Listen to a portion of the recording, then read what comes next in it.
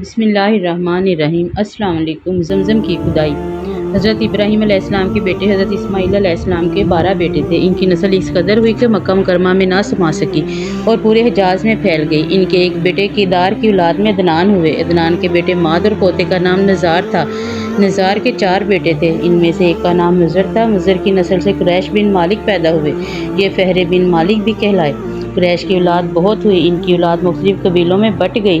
ان کی اولاد سے کسا نے اقتدار حاصل کیا۔ کسا کے آگے 3 بیٹے ہوئے، ان میں سے ایک عبد مناف تھے، جن کی اگلی نسل میں ہاشم پیدا ہوئے۔ ہاشم نے مدینہ کے ایک سردار کی لڑکی سے شادی کی۔ ان کے ہاں ایک لڑکا پیدا ہوا، اس کا نام شیبہ رکھا گیا۔ یہ پیدا ہی ہوا تھا کہ ہاشم کا انتقال ہو گیا۔ ان کے بھائی مطلب مکہ کے حاکم ہوئے۔ ہاشم کا بیٹا مدینہ منورہ میں پرورش پاتا رہا۔ جب مطلب کو معلوم ہو گیا کہ وہ جوان ہو گیا ہے تو بھتیجے کو لینے کے لیے خود مدینے گئے۔ اسے لے کر مکہ مکرمہ پہنچے تو لوگوں نے خیال کیا یہ نوجوان ان کا غلام ہے۔ مطلب نے لوگوں کو بتایا یہ ہاشم کا بیٹا اور میرا بھتیجا ہے۔ اس کے باوجود لوگوں نے اسے مطلب کا غلام ہی کہنا شروع کر دیا۔ اس طرح شیبہ کو عبد المطلب کہا جانے لگا۔ انہیں عبد المطلب کے ہاں ابو طالب، حمزہ، عباس، عبداللہ، ابو لہب، حارث، زبیر، زرار اور عبد الرحمن پیدا ہوئے۔ ان کے بیٹے عبداللہ سے ہمارے نبی حضرت محمد صلی اللہ علیہ وآلہ وسلم پیدا ہوئے۔ عبد المطلب کے تمام بیٹوں میں حضرت عبداللہ سب سے زیادہ خوبصورت اور سب سے زیادہ پاک دامن تھے۔ عبد المطلب کو خواب میں زمزم کا کنواں کھودنے کا حکم دیا گیا، یعنی حضرت اسماعیل کے اس کنویں کو قبیلہ جرہم کے سردار مزاج نے پاٹ کیا تھا۔ قبیلہ جرہم کے لوگ اس زمانہ میں مکہ کے سردار تھے، بیت اللہ کے نگران تھے۔ انہوں نے بیت اللہ کی بے حرمتی شروع کر دی۔ اس کا سردار مزاج بن عمرو تھا، وہ اچھا آدمی تھا، اس نے قبیلے کو سمجھایا کہ بیت اللہ کی بے حرمتی نہ کرو، مگر ان پر اثر نہ ہوا۔ جب مزاج نے دیکھا کہ ان پر کوئی اثر نہ ہوتا تو قوم کو اس کے حال پر چھوڑ کر وہاں سے جانے کا فیصلہ کیا۔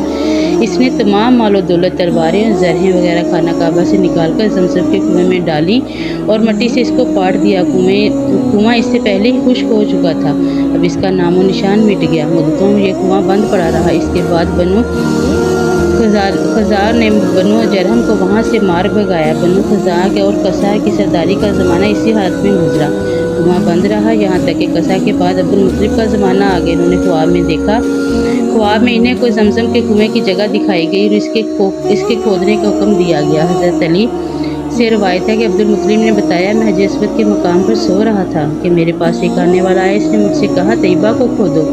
میں نے اس سے پوچھا طیبہ کیا ہے، مگر کچھ بتائے بغیر چلا گیا۔ دوسری طرف رات پھر خواب میں وہی شخص آیا، کہنے لگا برا کو کھودو۔ میں نے پوچھا برا کیا ہے، وہ کچھ بتائے بغیر چلے گئے۔ تیسری رات میں اپنے بستر پر سو رہا تھا کہ وہ شخص خواب میں آیا، اس نے کہا مجنونہ کو کھودو۔ میں نے پوچھا مجنونہ کیا ہے، وہ بتائے بغیر چلا گیا۔ اس سے اگلی رات میں پھر بستر پر سو رہا تھا کہ وہی شخص آیا اور بولا زمزم کھودو۔ میں نے اس سے پوچھا زمزم کیا ہے، اس بار اس نے کہا زمزم وہ ہے جس کا پانی کبھی ختم نہیں ہوتا، جو حاجیوں کے بڑے بڑے مجموعہ کو سیراب کرتا ہے۔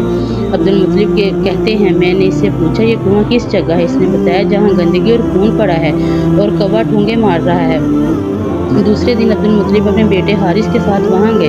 اس وقت ان کے ہاں ایک ہی لڑکا تھا۔ انہوں نے دیکھا وہاں گندگی اور خون پڑا تھا اور ایک کوا ٹھونکے مار رہا تھا۔ اس جگہ کے دونوں طرف بت موجود تھے اور یہ گندگی اور خون دراصل ان بتوں پر قربان کیے جانے والے جانوروں کا تھا۔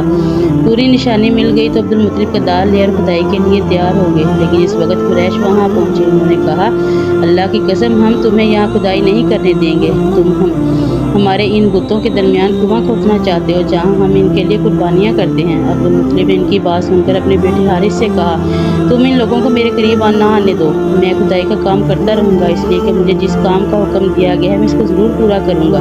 قریش نے جب دیکھا کہ وہ باز نہیں آنے والے تو آخر انہوں نے کھدائی شروع کر دی۔ جلد ہی کنویں کے آثار نظر آنے لگے، یہ دیکھ کر انہوں نے اللہ اکبر کا نعرہ لگایا اور پکار اٹھے یہ دیکھو یہ اسماعیل علیہ السلام کی تعمیر ہے۔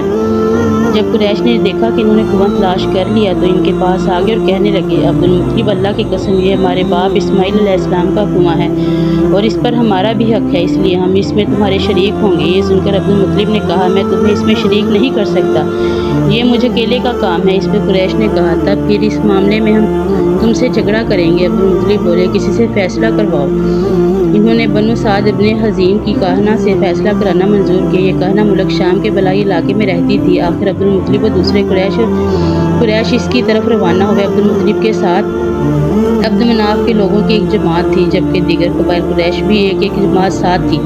इस ज़माना मुल्क हिजाज और शाम के दरमियान एक बेआबा मैदान था, वहाँ कहीं पानी नहीं था। इस मैदान में इनका पानी ख़त्म हो गया, सब लोग प्यास से बेहाल हो गए, यहाँ तक कि इन्हें अपनी मौत का यकीन हो गया। इन्होंने कुरैश के दूसरे लोगों से पानी मांगा, लेकिन उन्होंने पानी देने से इनकार कर दिया। अब इन्होंने इधर उधर पानी तलाश करने का इरादा किया। अब्दुल मुत्तलिब उठकर अपनी सवारी के पास आए। यूं ही इनकी सवारी उठी, इसके पाँव के नीचे से पानी का चश्मा उबल पड़ा। इन्होंने पानी को देखकर अल्लाह अकबर का नारा लगाया। फिर अब्दुल मुत्तलिब सवारी से उतर आए। सब ने खूब सैर होकर पानी पिया और अपनी मुश्किलें भी भर लिए। अब इन्होंने कुरैश की दूसरी जमात से कहा, आओ तुम भी सैर होकर पानी पी लो। अब वो भी आगे आए और खूब पानी पिया। पानी पीने के बाद वो बोले, अल्लाह की कसम ए अब्दुल मुत्तलिब, ये तो तुम्हारे हक में फ़ैसला हो गया। अब हम ज़मज़म के बारे में तुमसे कभी झगड़ा नहीं करेंगे। जिस ज़ात ने तुम्हें इस बियाबान से सैराब कर दिया, वही ज़ात तुम्हें ज़मज़म से भी सैराब करेगा, इसलिए यहीं से वापस चलो। इस तरह कुरैश ने जान लिया कि अल्लाह ताला अब्दुल मुत्तलिब पर मेहरबान है, लिहाजा इनसे झगड़ा बेसूद है और कहना के पास जाने का कोई फ़ायदा नहीं। चुनांचे सब लोग वापस लौट आए। वापस आकर अब्दुल मुत्तलिब फिर कुएं की खुदाई शुरू की। अभी थोड़ी सी खुदाई की होगी कि मालो दौलत, तलवारें और जरहें निकल आई। इसमें सोना और चांदी वगैरह भी थी। ये मालो दौलत देख के कुरैश के लोगों को लालच ने आग घेरा। इन्होंने अब्दुल मुत्तलिब से कहा, अब्दुल मुत्तलिब, इसमें हमारा भी हिस्सा है।